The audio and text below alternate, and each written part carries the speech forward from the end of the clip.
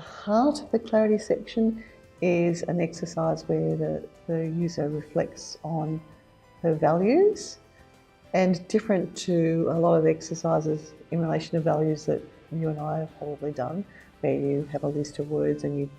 pick your top 5 or your top 10 and move on. This exercise gets the user to reflect